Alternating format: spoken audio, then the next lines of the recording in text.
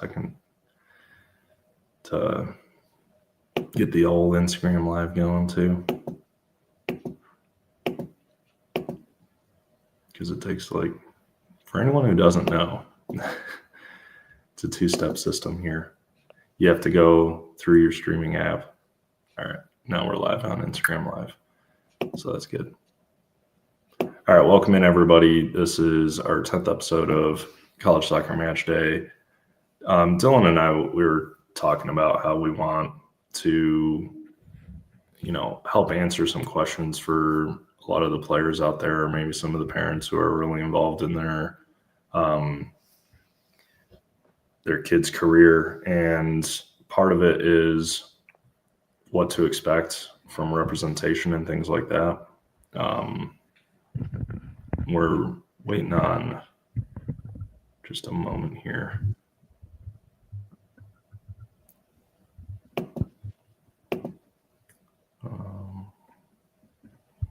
One second. Dylan, you want to give a monologue real quick?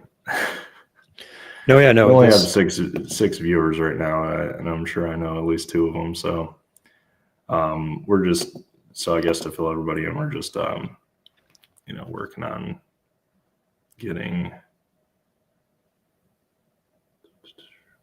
Cal set up from abroad.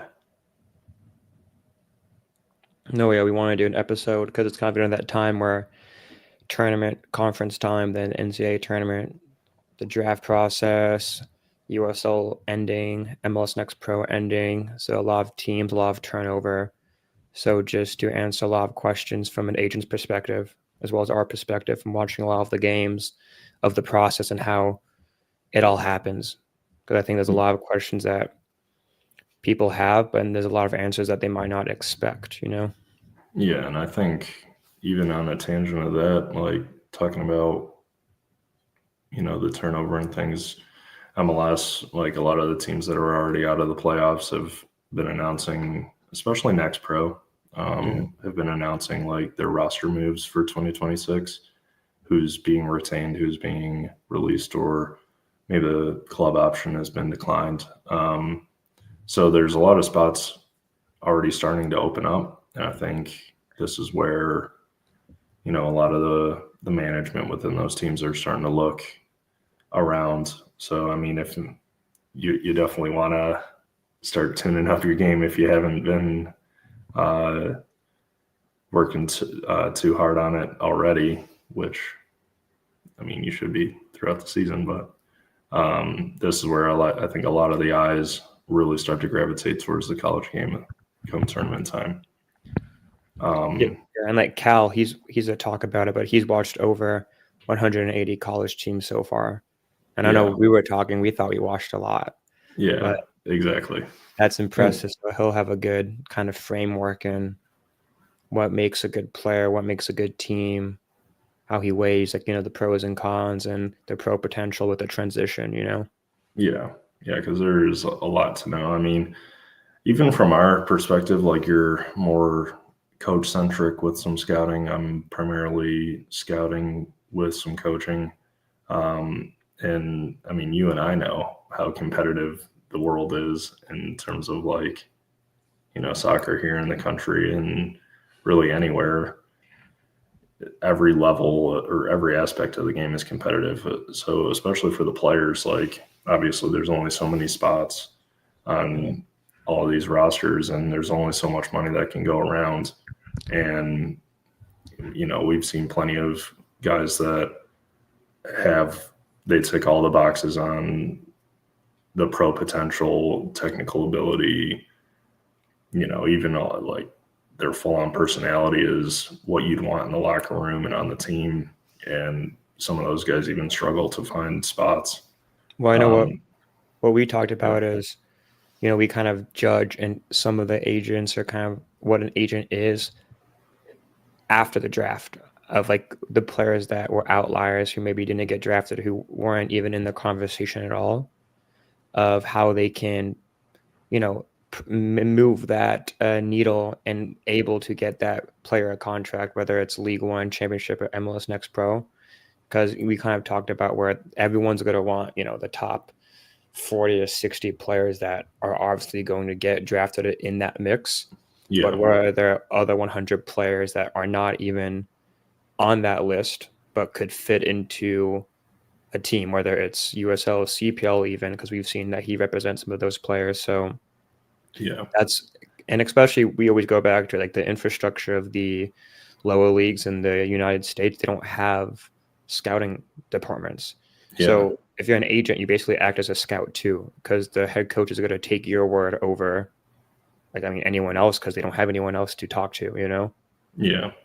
And I mean, when you think about the draft, and obviously we'll like kind of recover this stuff like closer to the draft, but I mean, close to 500 names are on the draft eligible list like every year, and only a fraction of that gets drafted. So if you're a senior and your whole plan is I'm going to get drafted, well, if you don't, what can the agent do outside of that? Because I mean, we won't go into like some of the stories we know from players, but it can be as bad as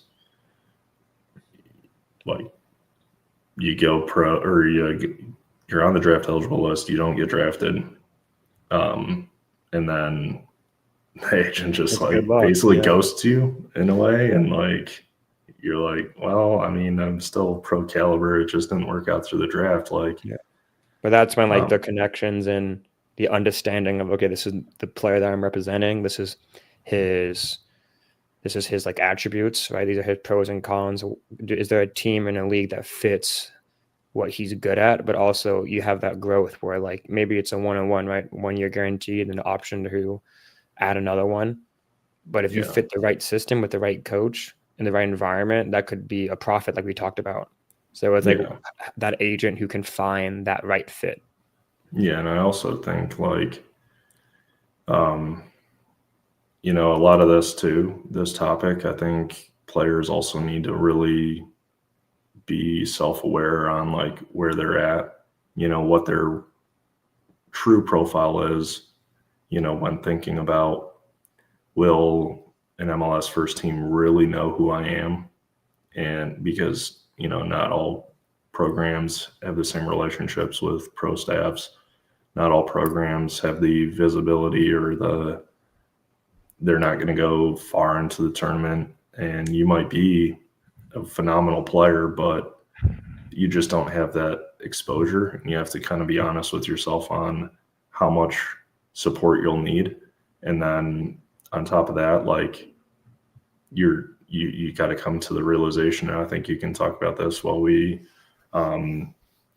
wait a little bit, but a lot of guys I think have to realize some of those tryouts that you see. I just reshared one for Carolina Core. I know some of these teams are a little bit more exclusive on like invite only, Yeah. but tryouts, trials, the Midwest Combine, stuff like that. Like if your profile isn't kind of the face of NCAA, you're going to have to hit the road and try to get your ability in front of as many people as you can, because we've seen phenomenal players with a lot of good tape still be told like, well,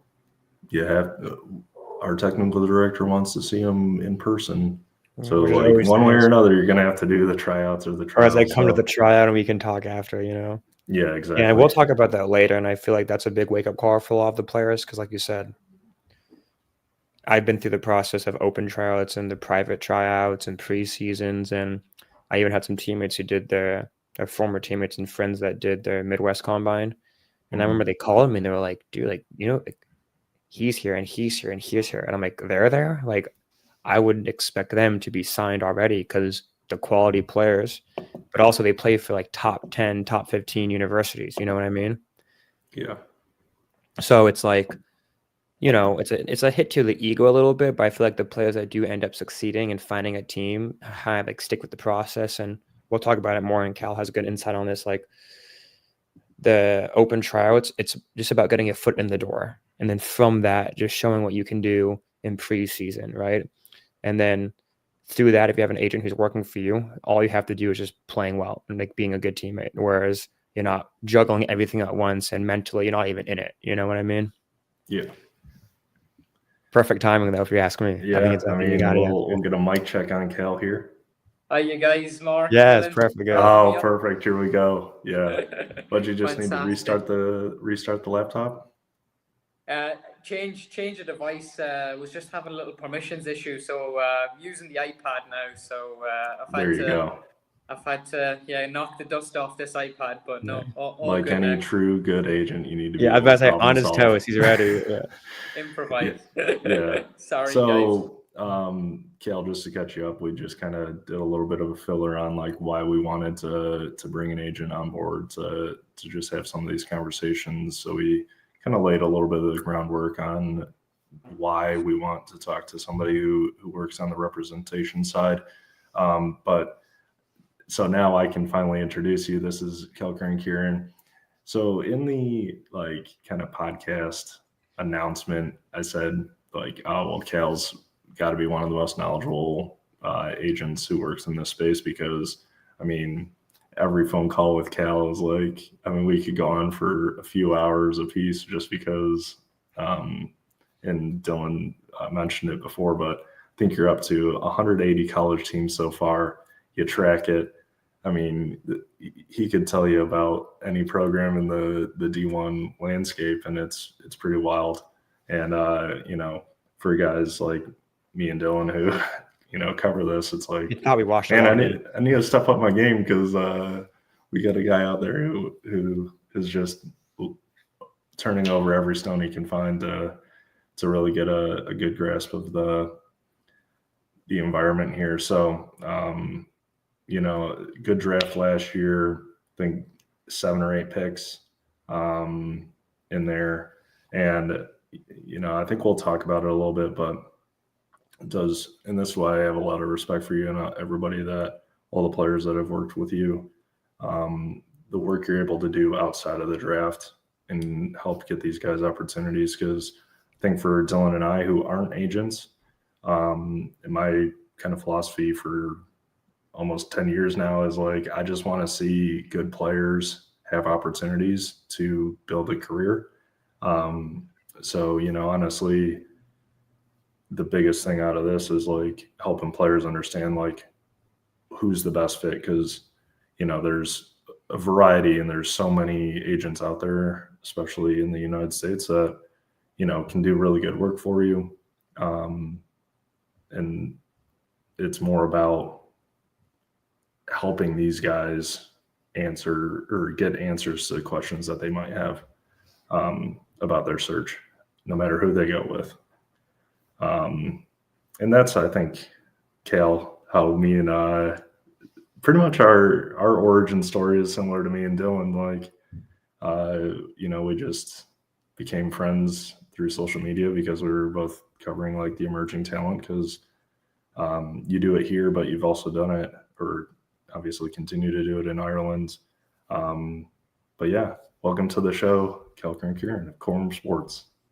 Thanks, Mark and Dylan, and I suppose happy Halloween coming in on the 31st of the month as well. So I'm sure we've got a few listeners out there. But look, excited to come on, and I want to thank you and Dylan for giving me the time, I suppose, to just sort of air some ideas, and hopefully players, Mark and Dylan will come away from this podcast and live stream and sort of just take something from it, whether it's a phrase or a sentence or a line or a snippet of information or just a nugget of info that they can take along with them on their journey. Then that has worked for us today. So hopefully a little bit of a fact-finding mission for any of the young NCAA collegiate players out there. And Mark, you're right. You touched on the success that we had last year in the draft. We were the agency with the most MLS Super Draft picks last fall, and that was testament to the energy levels and the aggressiveness of the market for us. In a market where there's 213 Division I programs this year, I think they're maybe capped at a 28 player roster. You're looking at a pool of, if I get my maths right, you're looking at a pool of around 6,000 players playing NCAA Division I college soccer this fall. So it's a really exciting pool of players. I really respect the market, and it's a market that is labor intensive. You talked about, we've covered, like you said, 180 Division 1 schools this fall as an agency so far. We're not finished yet, and when you have an itch, Mark, you have to scratch that itch, and we want to make sure that no stone goes unturned. Whether they're the ACC, larger conferences that are highly well respected, right down to the smaller conferences and the smaller teams that maybe aren't getting the level of attention that they truly deserve. So it's my job really this time of the year specifically to go out there and from 8 a.m., 9 a.m. in the morning, I'm up. I've got my morning coffee and I'm putting on White Scout, ESPN Plus, and I'm aggressively watching collegiate soccer. As to are my whole team of 6-7 agents, which is really exciting, and we're all very hands on in the collegiate.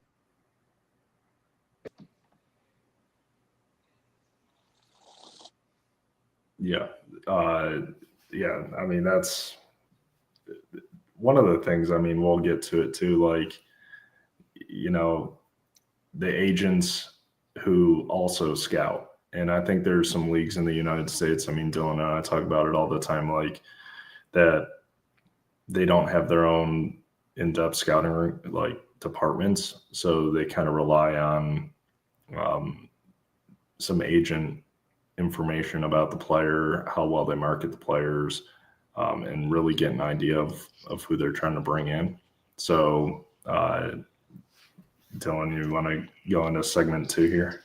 No, yeah, for sure. I think our big thing is kind of, you can tell the viewers kind of how it all began. Not so much like your origin story of becoming an agent, but the transition into the college pool and your first initial reaction and how it's changed over time with yourself and the agency that you work with, Sure. Sorry, I missed some of that question there. I think the collegiate pool is really exciting. I think the barrier to entry has been raised, Dylan, over the last couple of years because the MLS is evolving and the USL is evolving so quickly. And I think the standards that are expected of these collegiate players to come out and into the pro game in January 2026, it's really, really increased. And that's coupled with like the increased salary in the MLS, how attractive the MLS has become to an international market, and USL, League One, and Championship becoming standalone leagues as well. So I think the level of entry point, I think, has become higher, which means the collegiate players need to do extras. They really need to do more. They need to be in the gym. They need to be working on their nutrition, working on their strength and conditioning, working on their performance psychology. I had heard a quote recently that you have to act like a professional before you become a professional. I suppose that's sort of the law of attraction as well, isn't it? So you need to do that. So I think the players need to conduct themselves as if they are 27, 28-year-old senior pros in the college game. I'm really excited about this year's crop of players. Every year there's players who surprise us that they bring their game to a new level, Dylan. They go away in the summer, they play in the USL 2. You track their progress, then they come back and the different animals, the different monsters in fall 25. I would see college soccer as a sprint.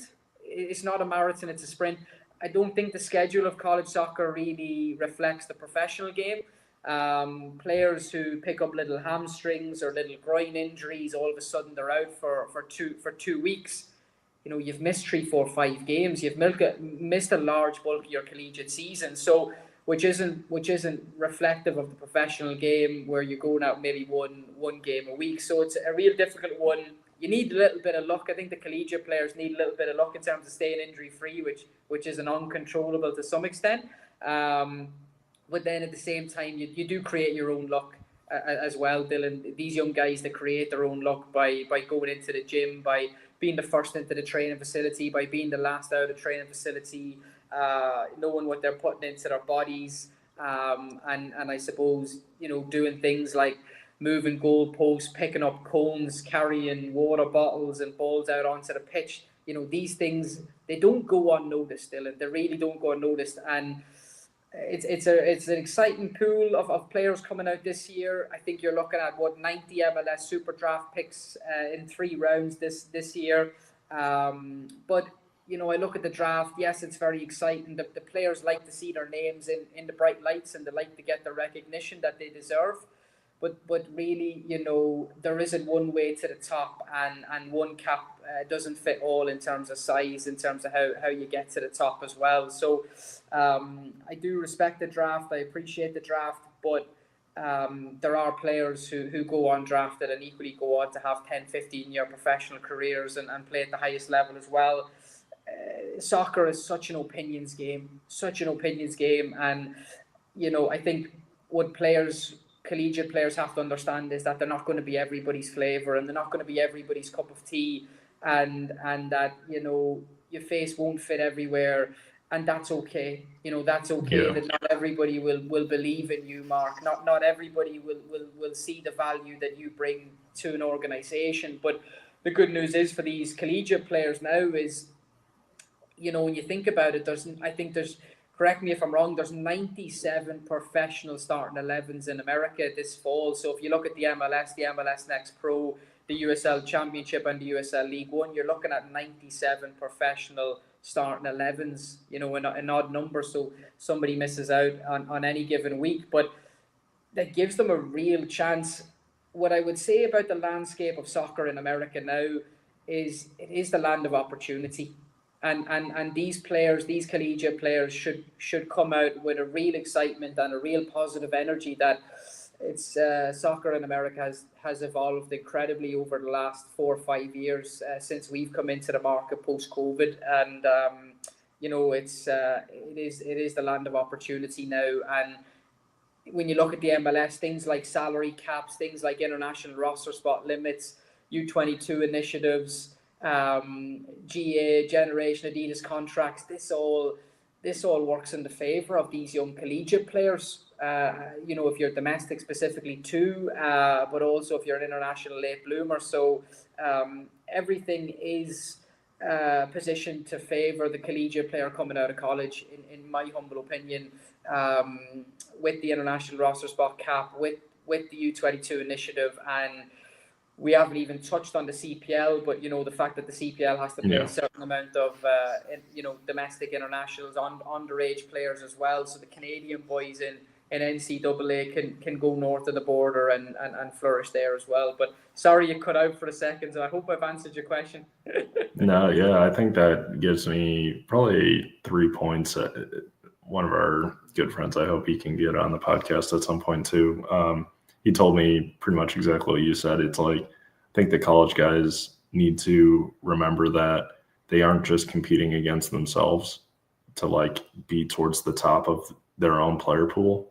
They're competing against existing pros. That's kind of the mentality shift. And that's what you said about, you want to hold yourself with a high level of professionalism despite being a college player, because,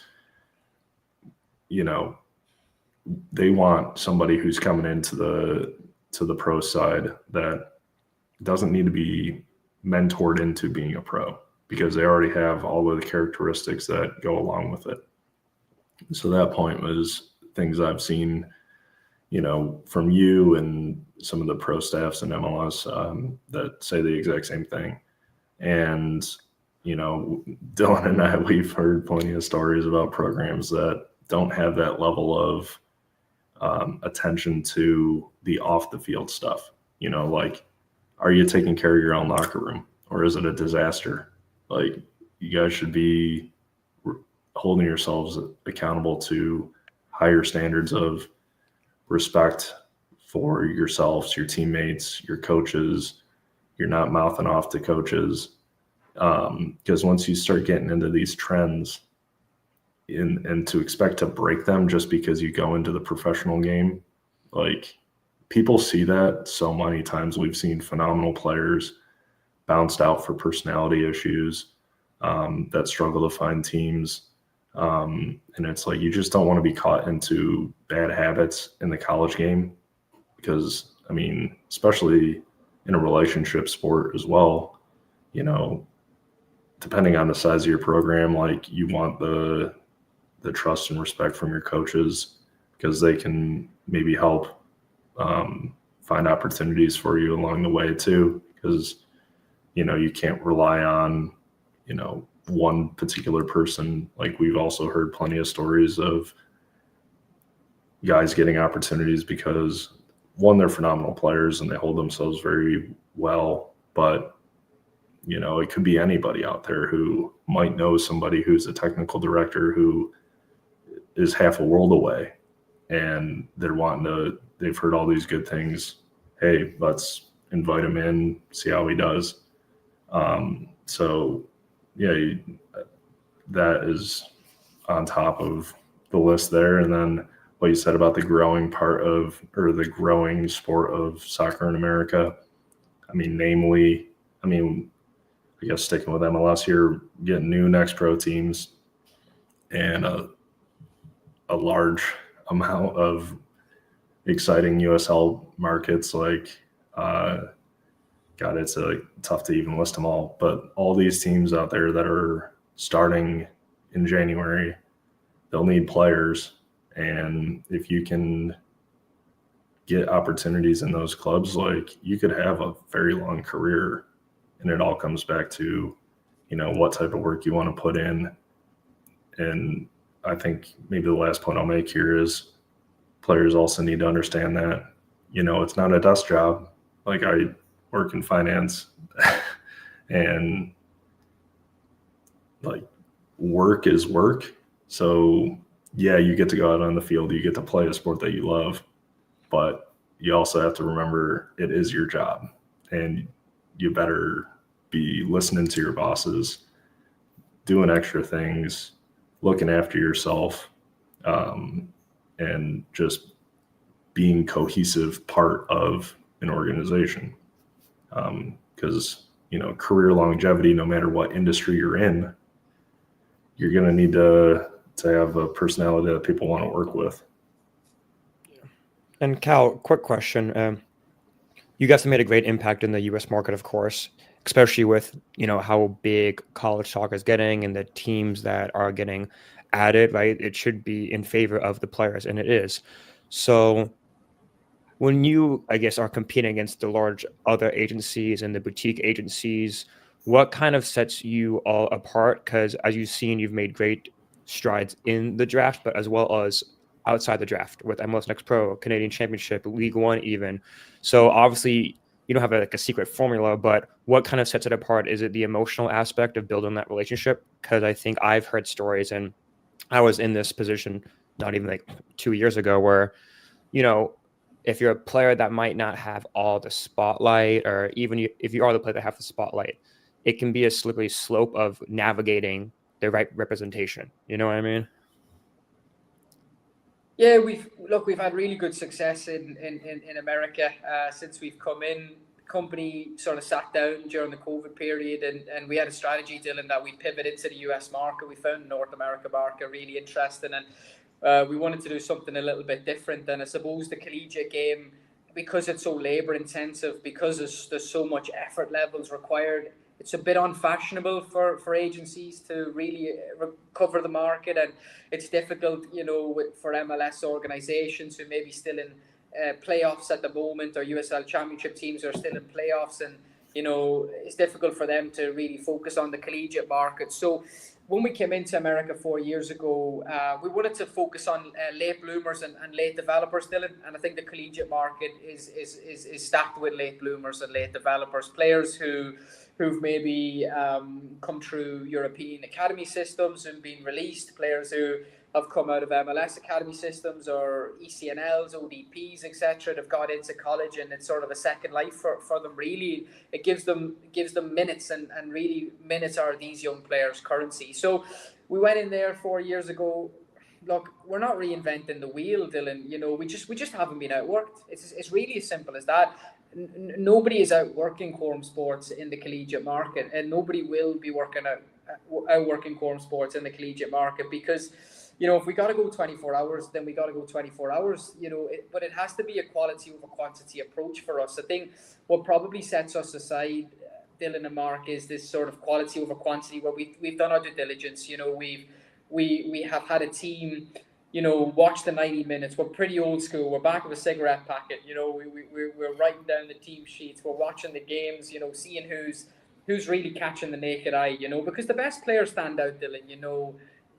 Stevie Wonder could have picked out the best players. They stand out, a million miles. But it's about watching the games and sacrificing 90 minutes, of your life to go and watch an A10 conference or watch an ACC game or a Missouri Valley game and go, right, I'm going to spend these 90 minutes. And, you won't come away from every game going, I think I've found something. It's not possible, but you will come away, at some stage going, right, there might be an interesting profile there. And that's what we've been able to do, is to put the hours in and do our due diligence.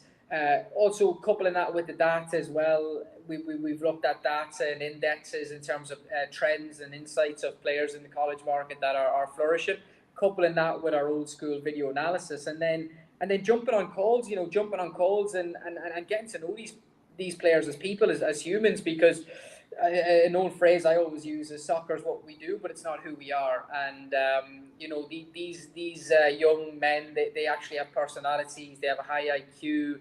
They'll put themselves through 4 or 5 years of school. So we really love jumping on video calls, a little bit like this, getting to know them, getting a feel for their personality and what makes them tick, and their ambitions, their aspirations, what they do for fun. So we've dedicated a lot of that. We've worked off references as well, Dylan, where we've picked up the phone and spoken to people, directly or indirectly about these players, and you're looking for reference checks as well. So this time of the year now, 1st of November tomorrow, we're sort of working as the eyes and the ears for a lot of MLS and USL clubs that are late to the college market, because we've got 180 D1 schools covered already. Now the phone is ringing. I remember when we started 4 years ago, it was quorum badgering the MLS clubs. You got to watch this player. I always use the word FOMO, Dylan, a fear of missing out. All of these technical directors and GMs, they do suffer from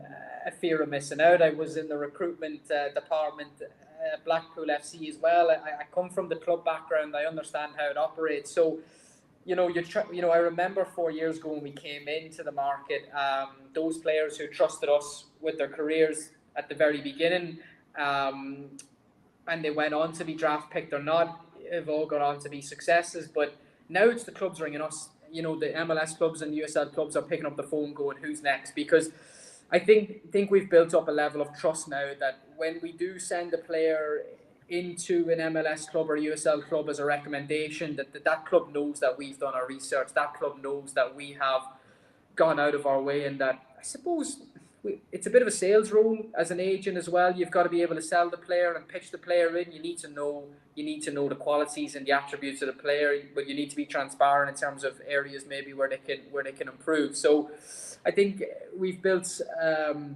a level of respect, because the players that have gone into the dressing rooms have been really good people, really good players on and off the field, but really good people. And we've targeted leaders, we've targeted old heads on young shoulders, we've targeted captains rather than playboys. And look, it's true that if Quorum Sports suggested a player into a professional organisation who maybe went on and was a troublemaker or did the bare minimum, or unfortunately may have been a bad apple, which we haven't, but who's to say won't happen in the future, then that club will probably be more hesitant to pick up the phone to Quorum Sports and look for our next player. So the players that have gone before this route of college players, or this new crop of college players, they've served us really well, and they've been massive advocates of us and what we're all about. So I think that's what sets us aside is our thorough research and our due diligence, going through the crop of players with a fine-tooth comb and making sure that we get leaders. That's great. And one thing to add is the human piece, right? The connection piece that you talk about. So, what makes a good relationship between a player and an agent work long-term? Because of course you have the initial call, you like how they carry themselves, right? They're mature, you see potential. Now when the business side starts of like, okay, let's get down to it. How does that work? And what have you seen the most success that you guys had in regards to meeting them halfway and realizing that it is a business, but we also want the best for you? Because you guys have done a great job of that, of course. It's got to be a player first mentality here at Quorum, and that's what we've driven. we've done the due diligence. We've watched the games. We've jumped on video calls. We usually try and make a big effort to get to know them, build a relationship. One of the phrases I always use, Dylan, is the day you plant the seed isn't the day you're going to eat the fruit. And it works both in the clubs in terms of when you're recommending players and pitching them into clubs, but it also works with recruitment of players as well. You're not trying to drag the player to the altar to come on board with our agency. We want to work with players who want to work with us, most importantly, players who believe in us because we believe in them. It's a two-way street. And really building that connection, in terms of players being able to resonate with our agents, with our agency, with the team of agents that we have. And that's really important as well, building that connection, having their best interest at heart and knowing that player isn't going to second guess us as an agency. Is Quorum Sports picking up the phone? Is Quorum Sports, creating this energy? Is Cal and his team, are they making the phone calls? Because I think the minute the player second guesses, is my agent really doing the work? That's alarm bells for sure. So I'd like to think that none of our clients or our team or the crop that we come out with for 26 will be second guessing on my team going to bat for me every day. Look, the player has to do it on the field. You mentioned meeting halfway and so forth. The player has to perform. It's a very much a performance-driven industry. The player has to, if he's a number 9 or a winger, an attacking option, attacking piece, he's got to put the ball in the back of the net. He's got to have good end product. He's got to be good in transition, putting the work in defensively and being disciplined, carrying out responsibility. If he's a centre back, he's got to be winning his aerial duels. If he's a goalkeeper, he's got to be keeping clean sheets. But it's also important to have a team outside that you trust and that you believe in, that are going to go to bat. I think what we try and do is, Dylan, is we try and make the players feel important. Because I was listening to a podcast recently with Simon Cowell on the Diary of a CEO, and it really resonated with me, where he visualized people with signs on the head anytime he walked into a boardroom or a networking event, and on that sign on the head said, "Make me feel important." And what I try and do is I try and visualize our players. If we have an hour video call scheduled, I try and give that hour and make them feel important, and visualizing the player with a sign on the head, or a technical director or a GM with a sign on the head saying, "Make me feel important." Everybody wants to feel valued. Everybody wants to feel loved. Everybody wants to feel respected. And this is what the collegiate players are looking for. So I think when we jump on the video calls, we can speak about the players and what we really like in them and what we see in them, where my fear is that maybe other agencies aren't doing the due diligence or can't speak as heavily on the player as maybe we could, Yeah, and I think like some of just my conversations with players, like current pros or guys that, have had more of a difficult road to pro. I think a lot of what I would say from, these conversations is the value of the relationship with your agent is most defined when like things aren't going as perfectly dreamy as possible. Like, what type of support you're going to get from your agent, maybe even some guidance, because, again, some of these guys are 19, 20. They've always lived at home. They've always lived in a dorm. They haven't like fully adjusted yet to being an adult in the personal life. So like, and who knows what their inner circle is already between like their family or their friends and things like that. But I mean, we see it across all sports, when some of the aspect of what I envision when I think about the agent and player relationship is like, this is someone that you're going to be adding to your inner circle. Like, you don't have to be like best friends with your agent. You're not like maybe looking at it like that, but it's a case of, if the chips are down, can I call him? Will he pick up the phone?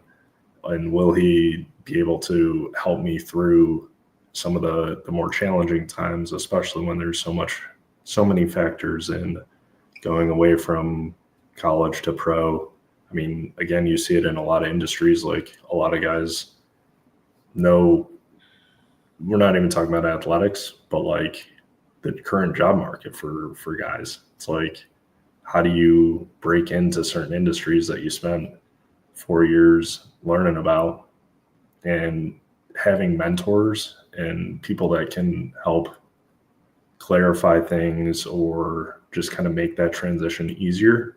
That extends throughout any industry, especially for soccer. Obviously, they're spending more than 4 years working towards a career. It's almost a lifelong dream.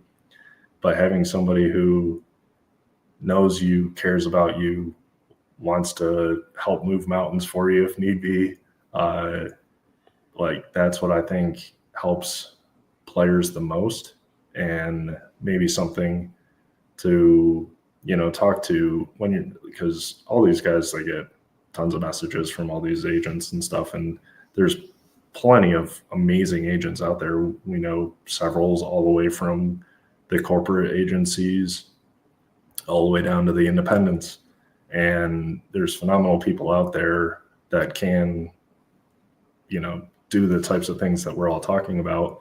But it's just like helping the players understand you want a strong relationship with your agent, because you could be the first overall pick, but that doesn't mean anything 6 months from now. Like, you might need somebody, and you want to be able to look at your agent and know that they have your back and that they know you really well, and that they'll do whatever it takes to help you.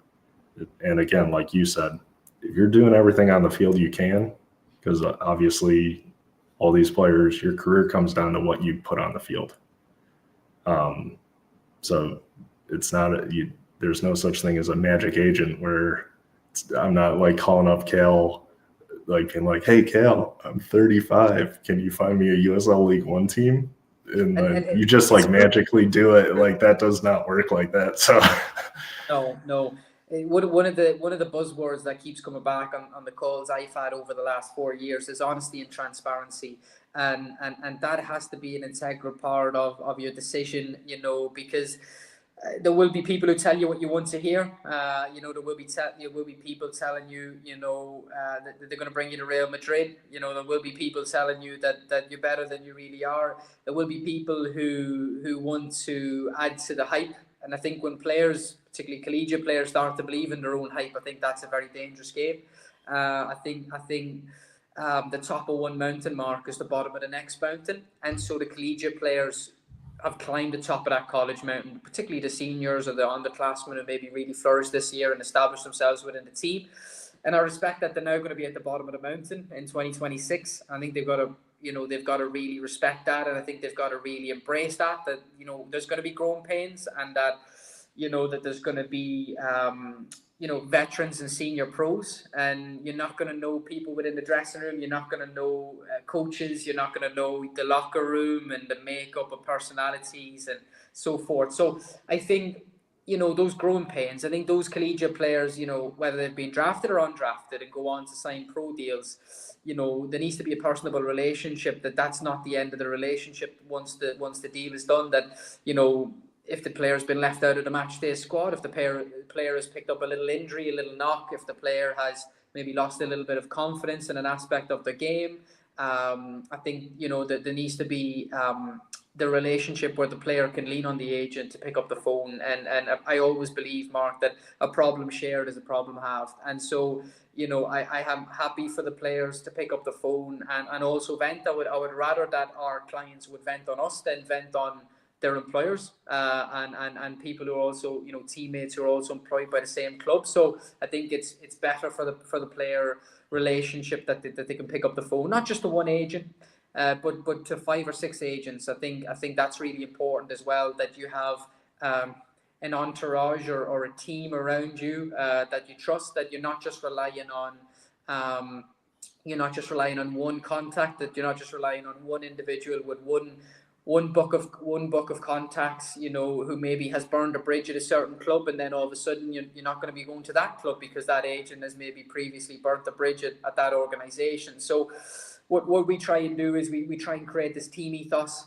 We try and create a synergy. We try and create an idea that the player isn't just relying on one individual. And I think that's really important, that the player isn't continuously hearing the same cliches from their agent, because, ideally you want to go on the journey. Soccer owes none of these young collegiate players a living. Soccer owes none of us a living. And so what I would say is, if these collegiate players who come out this year, if they can strive to have a 10-15 year career, that should be their ambition. You're looking to secure 120 paychecks. It's a really, really rewarding career. It's a career where you get all the money at the beginning of your career that has to last you a lifetime. What I respect about the collegiate players is that they've got degrees in the back pockets, and hopefully they won't have to use them for 10 or 15 years. But what I like about the collegiate player is there's a high IQ for most of them, and that they're very intelligent, that they can hold a conversation, and that there's no egos, and that's really important.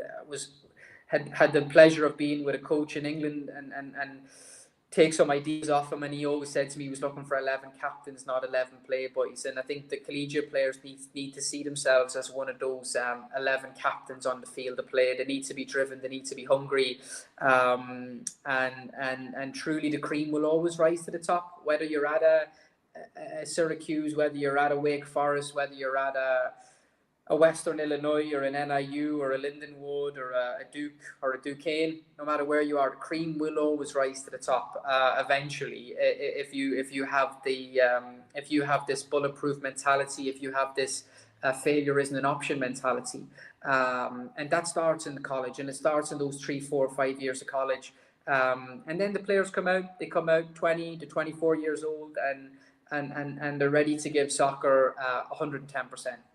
Which I really like, because what I think with the college market, Dylan, is these players aren't the finished products, and that's what's really exciting. These guys think they're giving soccer 100%, but how could you possibly be giving soccer 100% if you're running the class, if you're entering a group project, if you're submitting an assignment, if you're doing a tutorial? How could you truly be giving soccer 100%? And so I believe that a lot of the college players, they have untapped potential, and you're looking for those players who maybe has a 15, 20, 25% increase in ability when they step into the pro game. And those players who come out of ECNL and ODP, they always excite me as well, because they've never really been truly coached. I think the college coaches and the non-league grassroots coaches do a great job, but they're not professional, they're not full-time in terms of what they can offer. They're not in the facilities that MLS or Category 1 facilities are. They don't finish at 2 p.m. on an afternoon and can go and play around the golf or do a recovery session. So when the players come out of college and they go into the pro game, what really excites me is that untapped potential. And we've seen it this year. I don't want to ring fence specific clients, but I think Titus Washington is probably one who's gone on to have a 10-goal contribution in his debut season at Portland Hearts of Pine. A player out of Seattle U went undrafted. Connor Evans went undrafted out of Portland Pilots. And he was like player of the week or team of the week in Greenville. Yeah, for sure. And that's like what I think the part is really exciting for the college guys right now. It's like, I know MLS is considered the pinnacle, but there's so many really great opportunities, especially for the guys that have played in USL League 2. They get that some of that pre-professional style where it's like the community based, and that's like how a lot of these USL teams are. And when you see more teams popping up, it's and spots available, like they should definitely have that enthusiasm. There was a piece in there about the potential, and I think a lot of it is in a part where the college environment, depending on what team you're on, maybe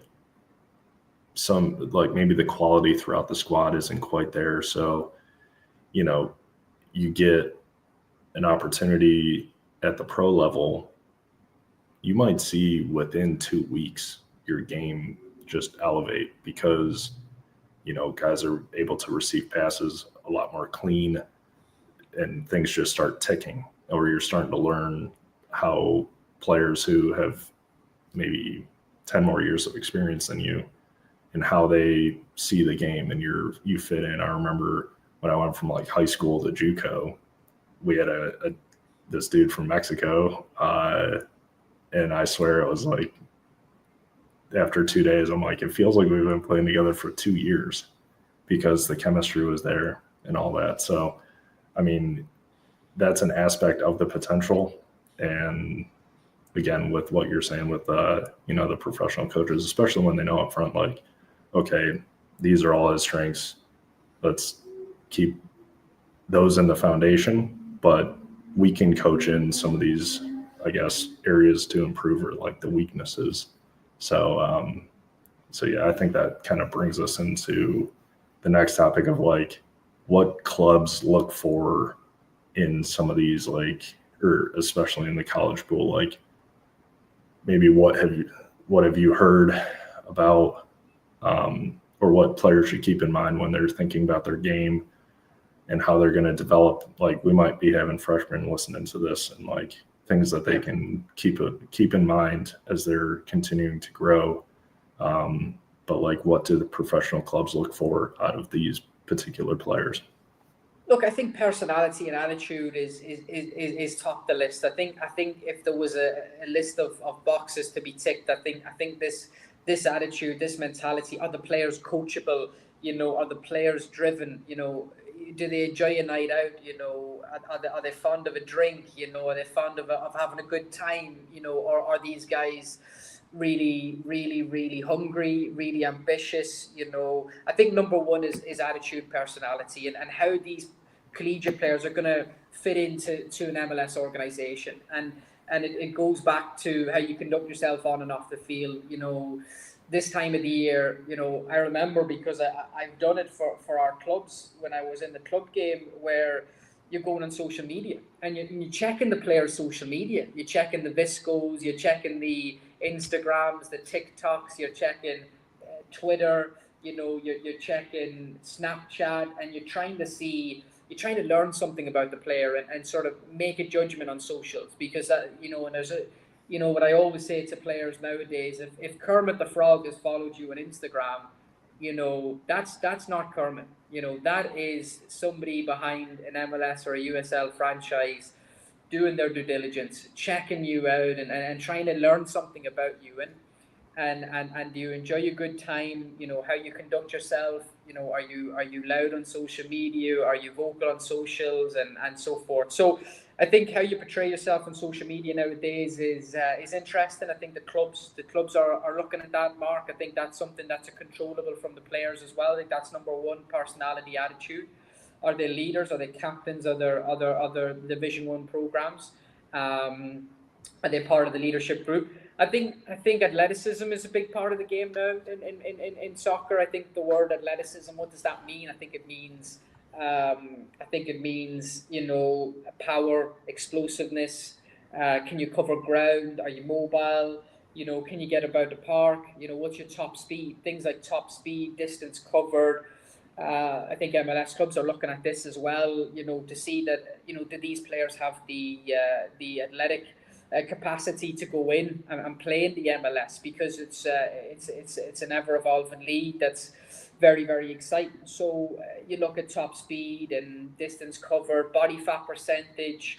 They're looking at those things in terms of the player. They're looking at versatility. I think versatility is, particularly in the summer transfer period here in the European market, one of the big buzzwords was versatility, because clubs are becoming more financially limited, and they have to get bigger bang for the buck, Dylan and Mark. I think they're looking for players who can play in a number of positions. If you're a right back, but you can slot in as a right side centre back, maybe you can do a job in the defensive midfield 6 role. Are you a winger that can play as an inverted winger and a 10? Are you a number 9 that could drop in? Are you a left winger that maybe could do a job as a left back? So I think versatility is important as well. I always reference somebody like Dirk Kuyt, in the Premier League. The Dutch international who played for Liverpool is somebody who was ultra versatile, and I think everybody is looking for a Dirk Kuyt nowadays because financially, if you can have a player who can play a number of different spots on the field, then you might be able to spend a little bit of cash within your budget elsewhere to bring in a different piece and not double up or triple up in certain positions. So athleticism, mentality, versatility, these three things are coming up in conversation a lot, Mark, at the moment are three key factors, I think. Nice. No, that's very insightful. So how do you what's the main difference with how USL and MLS clubs handle scouting or signing college players, like going through you, and is it as in-depth as you thought, or is it a lot of room that's untapped? Look, it's interesting. I think USL clubs are doing a fantastic job. We don't represent specific players, but there are players who've come out of smaller programs like Belmont who've gone on to be established in the USL Championship and now some of the best players in the league. So, look, if I was a USL club, I would push for an early first contact where I do my due diligence early and try and get in before the draft. I've found over the last 4 years that USL clubs who do the due diligence early, they can put down professional pre-contractual agreements before the draft and maybe try and give that player a headache, which is a good headache to have. We've had players in the past 4 years who've had 2, 3, 4 USL Championship offers on the table before the draft. Whether they've opted to take them or not is indifferent, but I respect USL clubs who come in early before the 18th of December this year, who put the work in and identify talent early and pitch the talent early, come up with a pathway and a project and a development idea. And then MLS clubs, well, they have the luxury of waiting until the 18th of December. And I have found that certain clubs are more reactive than proactive to the market. There's agencies also who are happy just to wait on the Matt Kerman Trophy watch list. They're happy just to check the Top Drawer Soccer Top 100. They're happy just to see who's put the ball in the back of the net most this season and take educated guesses. I think there's agencies that are happy to throw mud against the wall and hopefully enough mud will stick. But the collateral damage of that is disgraceful. So yeah, I think every club is a little bit different. I won't name specific clubs, but I think there are particular clubs that do a really good job in the NCAA and put a lot of time in, a lot of resources in. Like I said, if you log on to ESPN Plus on any given night of the week, you're looking at 14, 15 collegiate games on at the one time. Like tonight. Yeah, like tonight, yeah. And it's difficult. Which I can bring up the banner just while we it'll roll. Cut you off. Yeah. Wow. So look, if you're a chief scout, a head of recruitment, a technical director, you've got an array of choices on a Friday night to go and stick a 90 minutes on, and it's so difficult to be in two places at the one time. So it is an impossible task, college soccer, but there are serious diamonds in the rough for sure, and everybody knows those players who've gone on to play in Europe, playing in England, and or others who've gone on and established themselves and had 200, 300, 400 starts in the MLS, and it's really, really an exciting market. But I wouldn't say there's a right path. I wouldn't say it's got to be MLS or MLS Next versus USL.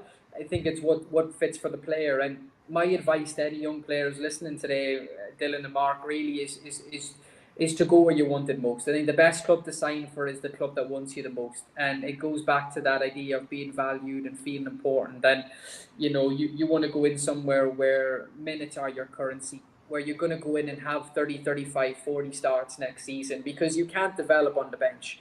And that's really, really important that our players will be advised to sign for the teams who want them the most, to give you a small insight on us, Yeah, and I think that there's quite a few MLS clubs out there who we've seen do a phenomenal job. Like, it's not just, filling out a roster and just being like, bring them in the team. We'll see how they do. If they perform better than expectation, then we'll keep them around. If not, like, we're not going to put too much time and energy into them, though.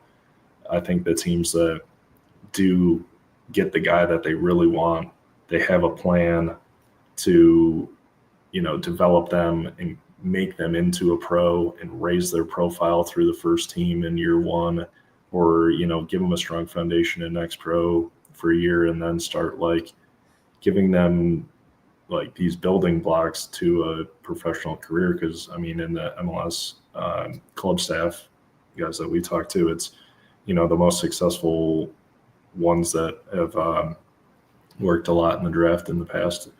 They basically told me, what you want out of the college game is a first team player. They don't need to be an absolute superstar, but when you think about, the roster, the amount of salaries that are going out the door, having a home, like a domestic U.S. player, obviously you need those for the roster regulations, but then also the salary expectation, because they're not coming in from some European, top tier team that they're having to pay several millions of dollars to a year.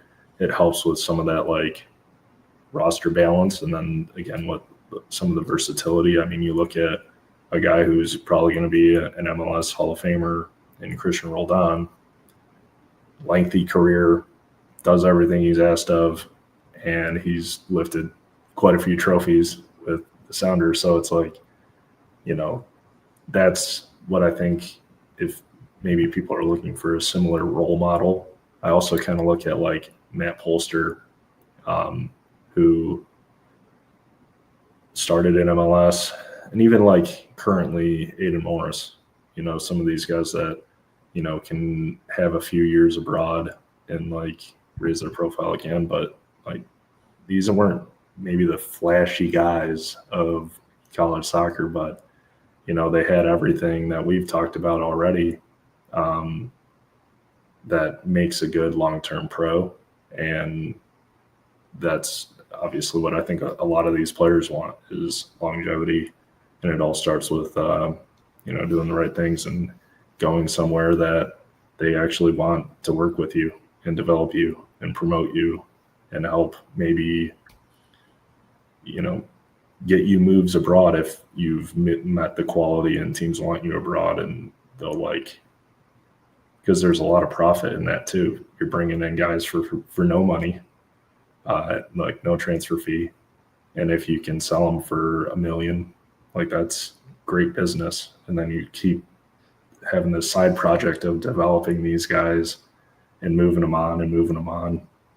So I think that's one of the values of the college game, and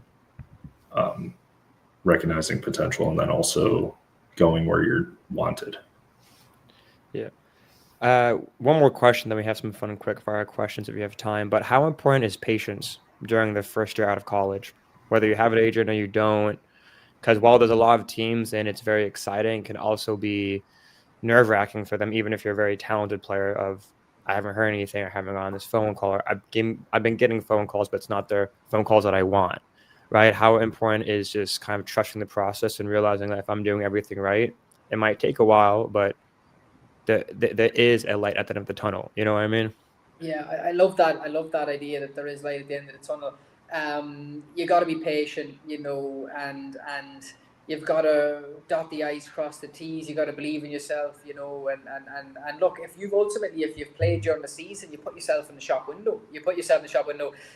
What I like about what we did last year is we didn't guarantee any of our draft picks. We didn't say to these guys, we'll get you drafted. What we said that we wouldn't leave any stone unturned. And what we will say is that, we will create the energy, that we'll create the FOMO, the fear of missing out. But what we won't do is we won't guarantee draft picks, because ultimately the MLS teams, will decide who is available on draft night, whether that's eligibility or protected rights, etc. So it's a really interesting process. You got to be patient. You got to believe in your advocacy. You got to believe in the team that you have around you, and I suppose, look, if ultimately there's nothing, nobody has a God-given right to be drafted. Even if you put up a 14-goal season, it doesn't mean you'll be drafted.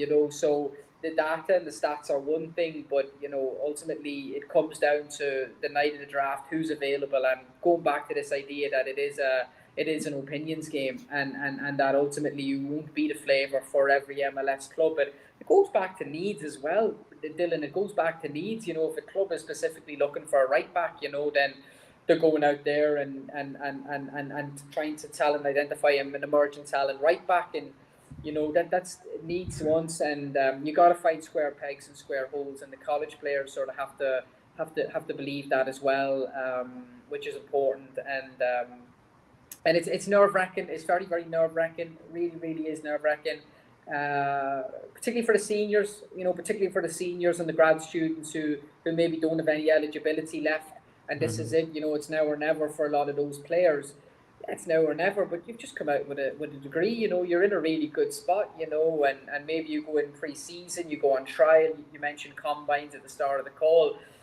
You got to back yourself. Fail to prepare to fail. And you got to go off and I always warn our players, whether they've been drafted or undrafted over the Christmas period, don't enjoy yourself too much over Christmas, and Thanksgiving. You really should be very driven and make sacrifices over that little period of time as well. But patience is difficult, because I think now, Dylan, as well, and Mark, I suppose with social media and the hype around social media, that, but not every player, but players want it yesterday.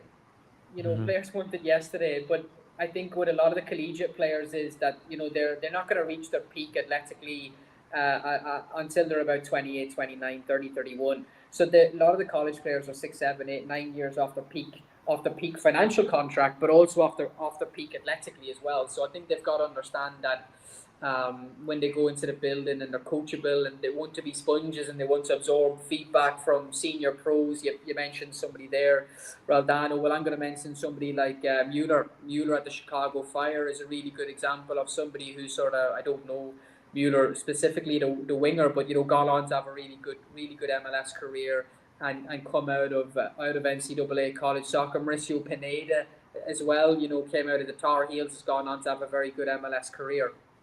So I think what the players should also try and do is they should try and put themselves in the shoes of those senior pros and what they did, and maybe there's an alumni. What I would always suggest our collegiate players in the future will be if there is a player who maybe's come out of your program and gone into the professional ranks, is to try and take something from them, reach out to them, and have a chat with them. What did you guys do? Because you're always wanting to learn. Every day is a school day, and if there is a player who's come out in the last 5 or 6 years from your college program, hopefully they might be open to jumping on a call or reaching out to them via DM and asking them for some advice in terms of what should I know going into my first year as a professional.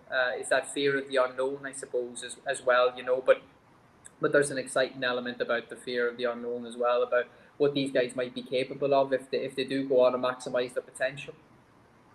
All right, we got a question from the audience. MLS writer, friend of the show, Jose Nunez asks, how has MLS Next Pro changed the negotiating for players and clubs? Also, how interested or uninterested are players joining that league? That's a great question. It's funny. It's from a player power perspective. You're almost better to go undrafted, and from a contract negotiation standpoint, because if you go undrafted, and we've had it many times where the phone will ring, during the draft, an hour after the draft, an hour before the draft, where the player might be on the board for 5 or 6 clubs. He may go undrafted, and then that player then, if they've gone undrafted, they get to decide their destination. They get to decide where their location and where the future is going to be. So you can jump on video calls and meet some coaching staff of maybe Next Pro or USL clubs. Maybe you get a chance to go out and train with different MLS Next Pro organizations and get a feel for where might suit you best. personality, where location, where positional needs might be important. So if the player goes undrafted, it's almost positive. I always try and be a glass half full rather than a glass half empty, Dylan and Mark, where that player then may have a number of MLS Next Pro clubs or USL clubs interested the night of or during the pre-season of January 26, where they then may have 3 or 4 options where if a player gets drafted on draft night, as far as my understanding is that club owns their rights for 2 years. They're protected for 2 years, even though they've never been a paid employee of the organization. You've never received a pay packet. You've never received a salary from the club, but yet suddenly you're protected for 2 years.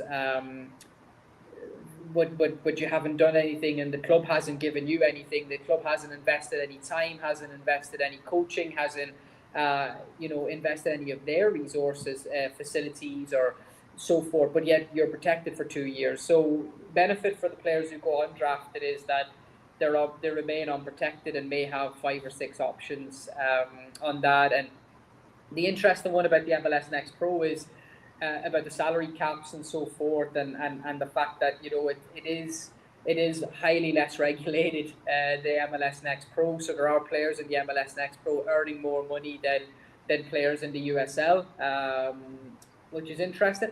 It really just depends on how much that organization values its second team. How whether that second team is going to add as an extension to the first team, or whether that second team is going to be a U18s team, is going to be 1 or 2 senior pros coming in to develop the youth academy players that they maybe have marked that these guys are going to be the prospects, and then you've got 1 or 2 senior pros coming in who are being used as, I hate to use the word shirt fillers, but it is, you're going in there, you're going to be used as a shirt filler to develop those academy kids who maybe have already in the building that organization already believes is going to go on and make the first team and play in Europe. So it's a fine balance. The Next Pro doesn't, if I'm speaking truthfully, the Next Pro doesn't know what it wants to be. If I'm honest, I think it's still Dylan. We've talked about that too. I think it's like, is it more about academy, or is it like you said, like extremely talented players of all ages? See Chattanooga FC, and they have a lot of older players which are very talented, but then you have some academy second teams that basically are academies with 17, 16-year-olds who are absolutely quality. But then to your point, it's each team's different, so then the league identity is also different. You know what I mean? So it's kind of that disconnect. It makes it exciting though, Dylan, because everybody's doing something different. The Union are doing something different, Crew are doing something different, Fire doing like something Rapids different.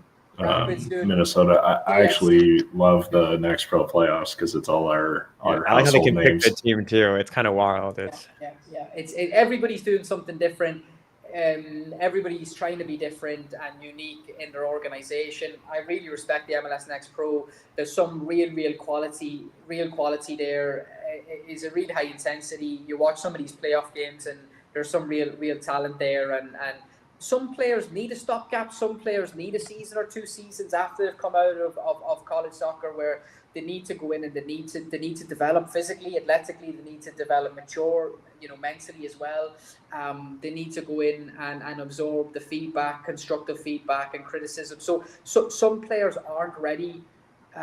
It's very player specific, Dylan. Some players aren't ready to go into the USL and compete against 27, 28-year-old grown men. And some players need that time and that level of investment in a year, 2 years in the Next Pro, and suddenly they have built up a portfolio of 50, 60 MLS Next Pro appearances,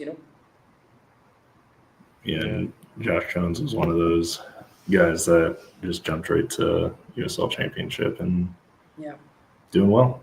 Cal, do you have horses for courses? Do you have a little bit of more time for some quick fire Q&A? Absolutely, yes. Fire ahead for sure. All right. No and you can be as honest or as politically correct as you want. You don't have to give any names or specific teams, but first one is best conference this season that you've watched.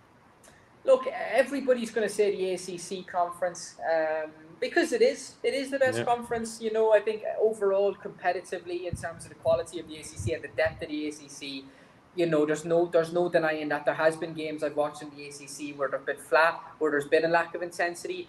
I would put that down to travel. I would put that down to the fixture congestion, not the quality of the players on the field. But I have always had a soft spot, Dylan, for the A10 conference.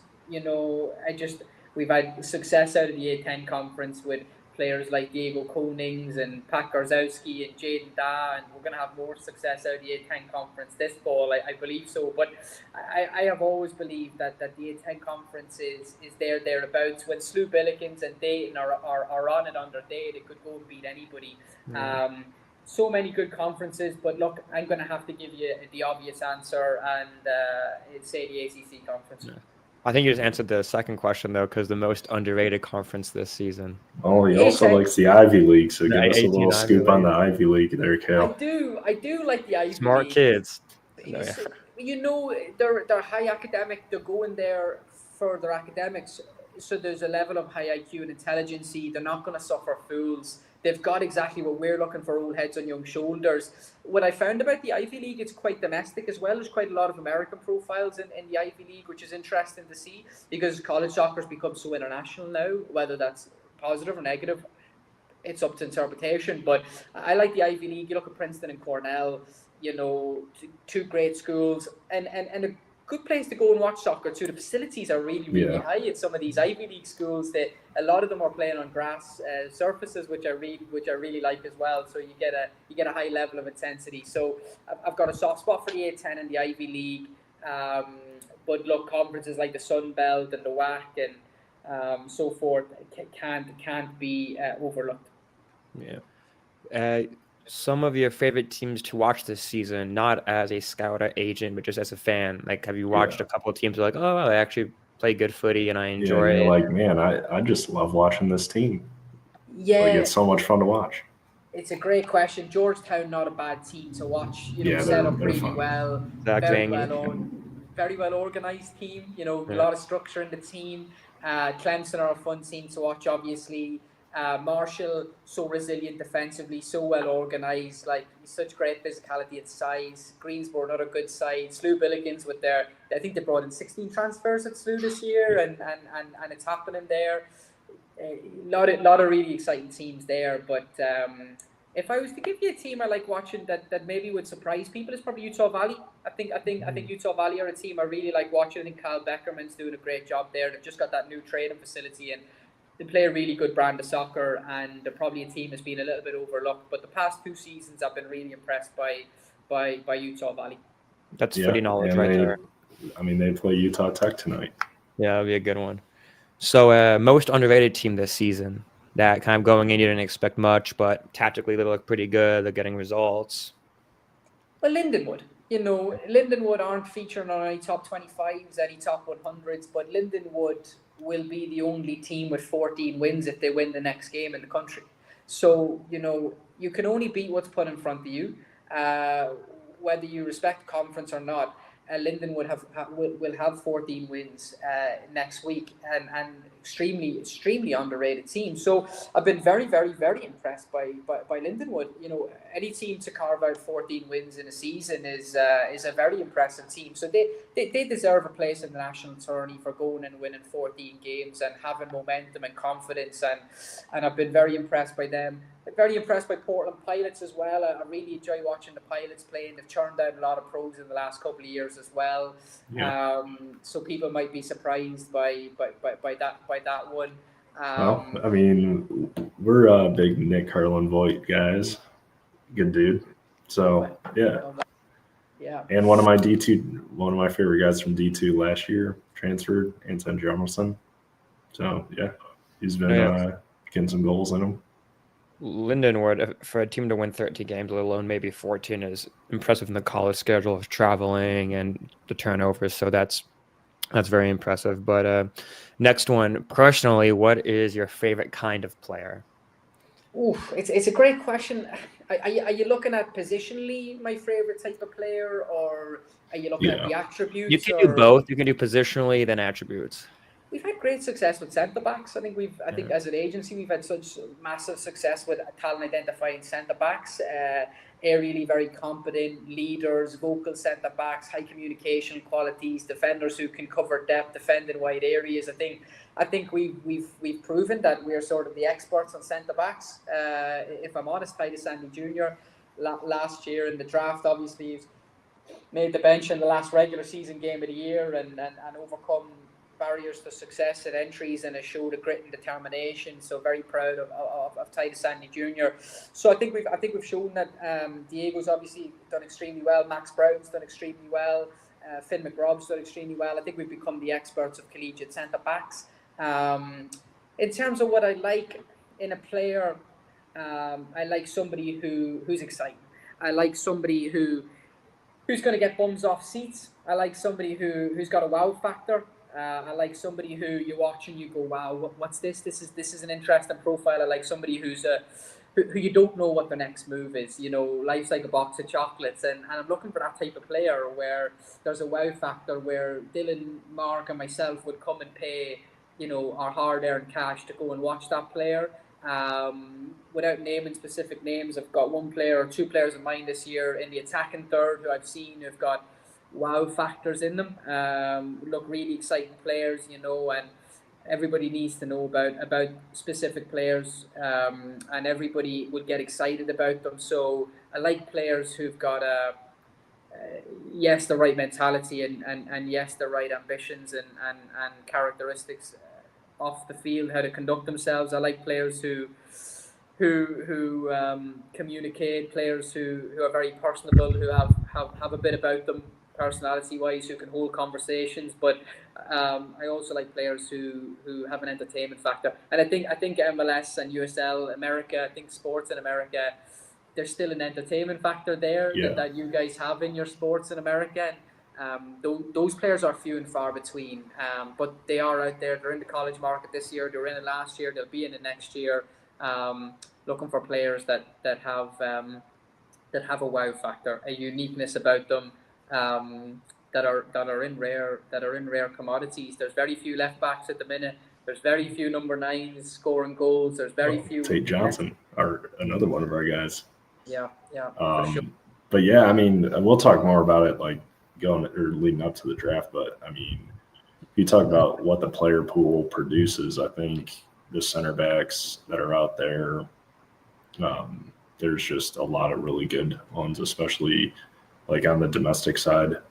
And I've like said a little bit behind the scenes, I wouldn't be too surprised within like the next 5-10 years that we'll see kind of the next generation of center back, at least one of them having a little bit of college experience in there, just because I think there are some, maybe like I have a guy in mind, but it's the ageism thing, Mark, as well. Yeah. You know, college soccer allows goalkeepers and defenders and defensive midfielders to go in and stack minutes, 50, 60 appearances, 5,000, 6,000 minutes. And when the player maybe goes into college at 17, 18, 19, he comes out at 22, 23, he's no longer that young, youthful centre back that nobody trusts and the coaches see as young, and everybody's looking for an experienced goalkeeper and experienced centre backs. And the only way, because like Ian Pilcher is this year's great example with San Diego.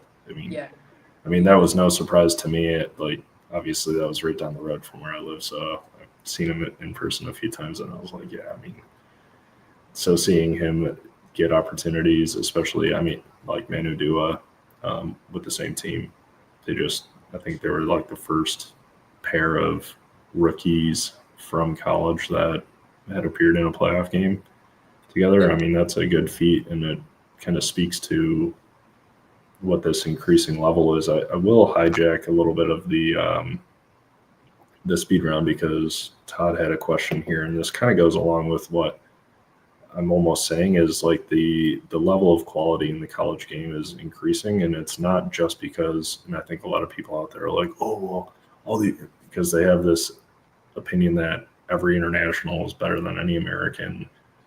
I do think it helps raise the profile of raise the ability of the U.S. domestic because not all international players are world beaters. We've seen some that come up from huge profile clubs who can't even see the field in college. But I do think that it helps what you were saying, like the cream rise to the top. Like a lot of our American players are tested against guys with arguably stronger academy days, or maybe they were playing in second teams in Europe. And they come here and it forces them to have to compete at a higher level now. And we're seeing guys that can meet that challenge. But what are your thoughts on this question? Look, it's a great question. It's a hot topic conversation this year.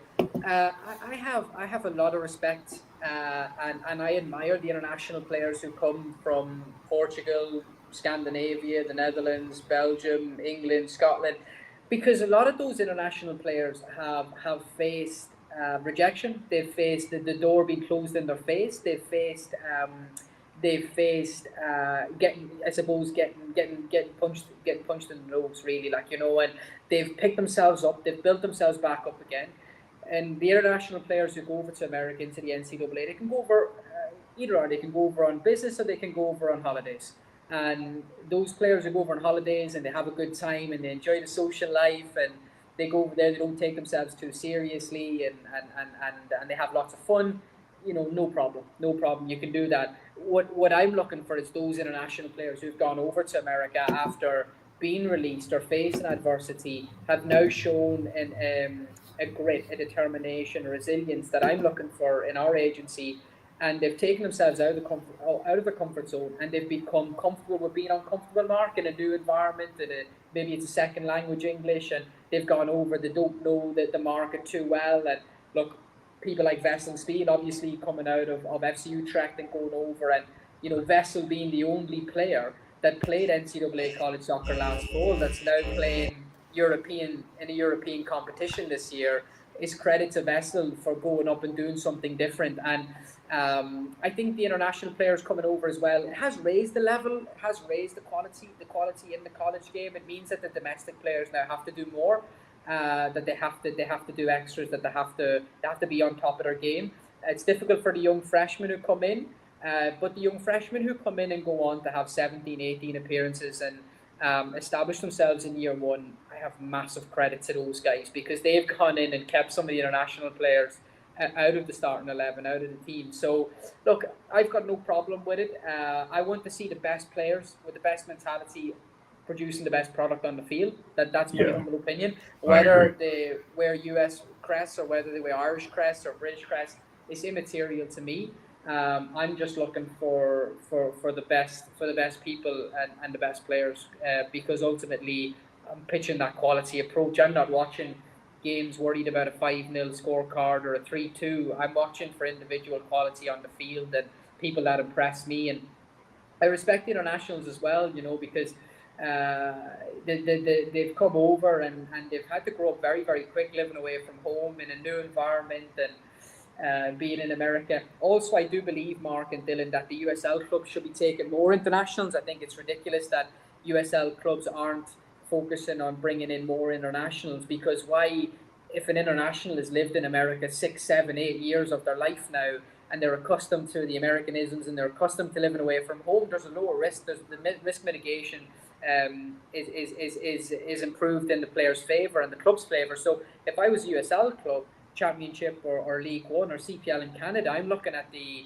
international players going, let's use an international roster spot on a collegiate player who's lived in America for 5 or 6 years, who's established themselves in a conference and gone on and done really well. So full respect to clubs like the Colorado Springs Switchbacks, who have used international roster spots on NCAA first-year pros. It is a risk. There's a risk with every transfer we do, but I think USL clubs, and particularly these new USL franchises as well, if I was looking to fill up my roster, I wouldn't be looking to fill it up with journeymen. I would be looking to fill it up with these collegiate players who may take up an international roster spot, but ultimately have lived in America, have proven that they're the best within their team or in their conference, and they've accustomed to life and the travel and the time on the road in terms of having to fly to away games and so forth. So, my advice to USL clubs, and I won't tell them what to do, but I would certainly be looking to take more internationals from the college game on board this year, and backing that as well. There's a couple guys that come to mind that fit the USL profile that you're saying right there. I mean, just like the Julian Labordalouse, like his story is quite great to hear, where coming back or going from France, kind of almost looking at the US as a last stop, but just was reinvigorated. And you see it like over the summer with Vermont Green being such a important piece on that team, and what he's done prior to that in Kansas City and now UNCG, like, and he's a little older, so would he play, or would he be the right fit for next pro? My humble opinion, probably not. I'd rather see him in the USL Championship.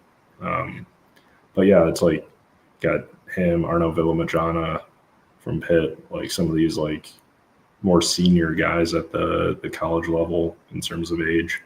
Well, our job, Mark, for international players, because our agency can service players domestically in the US, but also because we've got a presence overseas, and we've proven that our actions speak louder than words, that that we would push those international players to bring options for them, both domestically in America, obviously, but then if they do have ambitions of coming back and playing in Europe and have an EU passport or a British passport, knowing the markets and knowing that to play in the second division of Italy, you would need an EU passport. Knowing what the barrier to entry is, knowing that to play in Scotland, you would need an Irish or British passport. So just knowing the markets is important. And I think that's the problem for the international players as well. Is do I go with an international agency that can only service me in Europe, or do I go with an agency that is specifically American, can only service me in America? And I think one of our niches is that we could service the players in both sides of the Atlantic, and the players, I want to make sure that our players feel like big fishes. Everybody wants to feel like a big fish. Everybody wants to feel again respected, and those international players, they again, going with this glass half full approach, that wow, I've got an EU passport, therefore I've had 5,000 minutes in college, and maybe I can come back and play in the second division in Norway, second division in Ireland, or can play in Belgium, etc. Which is cool, which is really cool for those EU passported players as well. And the Scandinavians seem to have done really well over the last couple of years as well. The French have done really well.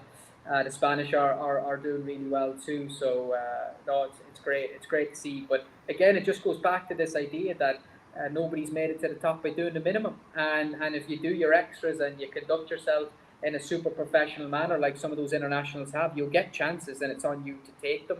But again, soccer in America, land of opportunity at the moment. Mark and Dylan. All right, Dylan, last speed round question for him. We know we kept you over time there, Kel, but no this problem. is our last one. If I'm in the doghouse tonight, I'll be. Just blame us. So with their rankings being all over the place, in the past it's been the powerhouses, but now you see teams like Bryan and other like mid-majors making noise. For the national championship, of course, it's a very generic and question, but do you have 2 or 3 favorites that you think could make some noise? Because it's all about, of course, hitting the stride at the right time. If you're hot now, it's better than being hot the first 5 games of the season. So as you think about that. Yeah, as you think about that, what do you... Because this is the conversation that me and Dylan have is, with the parity, I feel like this year specifically, and obviously Vermont winning last year, it's like kind of also maybe a starter question is, do you envision maybe another first-time winner, or will it be a return of one of those like big-time programs that if you scroll back through the history books, you see their names like stacked on top of each other? Yeah, look, it's an interesting one. Vermont did really well last year, didn't they? And the crowd was incredible, and they played a very attacking style, and they had that balance between international and domestics too. So it was really a sweet spot there that Vermont did. But Matt saying NC State, and I can Yeah, see why that's his alma mater. real attacking flair there. They don't have much defending to do because they attack from the front, don't they, NC State? But yeah, look, I don't want to put the jinx on anybody because I really put the commentators' curse on Cornell last year. Really fancied the Big Red last year to do well. They were a really well disciplined squad. They're a really good squad this year. They've sent so many pros like Keisa Kingy and Alex Harris and so forth. Alu Kaz gone pro, and Andrew Johnson will go pro, no doubt, and many more. So I don't want to put the jinx on anybody. If a gun was put to me head now, very, very hard to look past. Very hard to look past Portland Pilots because they're defensively very, very astute. They're really well-rounded team. Again, very difficult place to go to in November, December when it gets a little bit chilly. But look, I wouldn't be surprised if it was one of the big schools that got, because they're the big schools for a reason and they're well respected for a reason, and people go in and they park the bus and they defend for 90 minutes against them and they look to play on the counter attack. I have no problem with that.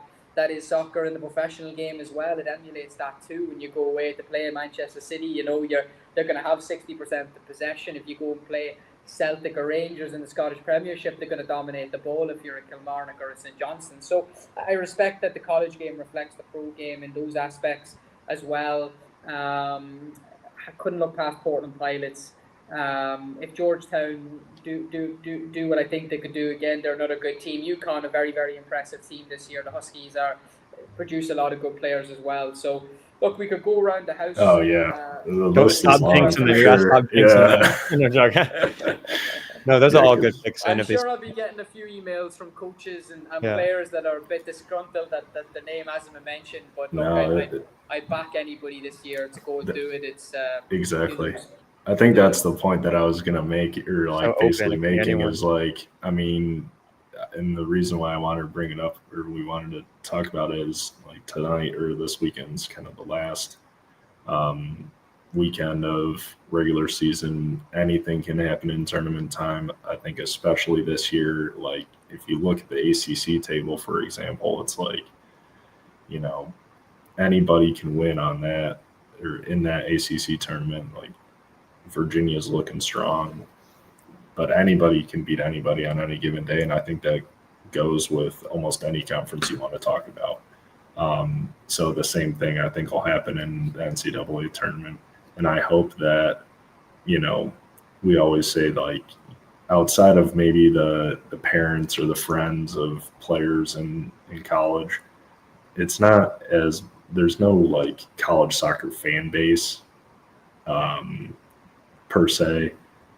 But my hope is that with how intense this tournament is going to be, that any soccer fan out there, so this is talking to all these MLS fans out there, tune into some of these NCAA National Championship Tournament games, because it's going to be a lot of fun to watch. Yeah, no, for sure. Look, I hope the players that have listened, the parents that have listened, the coaches that have listened have taken something away from this call today, Mark and Dylan, and that there was a bit of a fact-finding mission in there for them as well. So, thanks a million, guys, for having me on. Appreciate it. You can hold me accountable at the end of the season if one of those teams I've mentioned. I'm not a betting man. I can't be a betting man as a licensed agent, but it'd be interesting to see what happens. But hopefully we just get some really good games of soccer and players stay healthy, which is the most important thing. Alrighty. Brilliant. Anything else for us? No, I really appreciate it. It was a really good convo. Thanks, guys. I'll pop off. Appreciate it. Yeah. Have a good Halloween, guys. Thanks again for the call. God bless. See ya. All right, Dylan. I don't know if you want to stick around for maybe 5 more minutes. I'm not sure if we want to recap anything. If not, that was a good one. I just can't can wait. Those teams should not lose second round or first round, but if they do, we know whose fault it is. This is I mean, tonight is almost like, for again talking about the ACC. I'll bring back up some of these games. I mean, with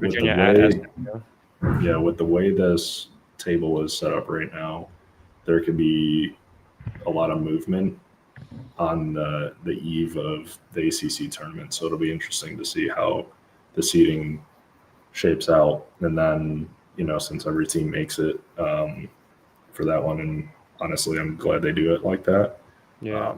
That's like obviously one of the main tournaments, but then I mean every Sun I Belt think too. yeah, because South Carolina's in that situation too, with the Sun Belt. But yeah, West I Virginia mean, playing Marshall at West Virginia too. Marshall's on 16 points, but West Virginia's on 15. Kentucky controls their own destiny, but like whoever wins that game tonight sets them up for at least a better position in the tournament. But yeah, a lot of deciding games this weekend. yeah, and I mean, there's so many good matchups, but Yeah, the Maryland, Maryland and Kentucky, Washington game, that's gonna be a good that'll one. be a big one.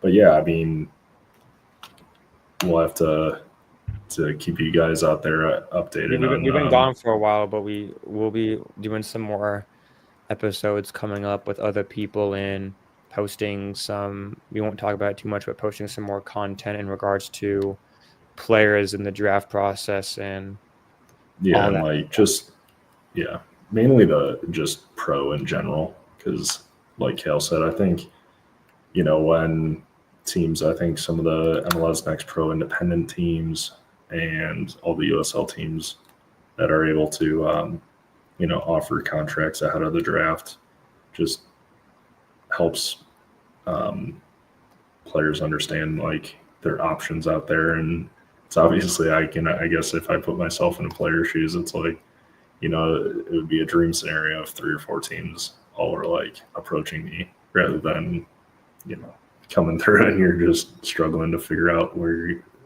if you're going to be uh, having a shot at the next level early on, or if you're going to have to start figuring out your road trip schedule to go out on trials.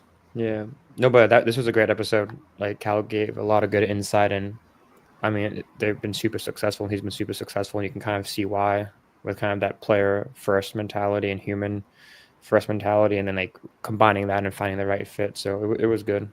But I mean, like I think after tonight we'll have more to talk about with the games. Yeah, for sure. Because we might have to do some like a just general tournament preview Yeah, for sure. A little live stream once the footage. brackets are all set up. We But would have to make a bracket too and post it. yeah, So whatever happens, we know. yeah, exactly. But all right. Until next time, appreciate everybody for joining. This is College Soccer Match Day, and we're out.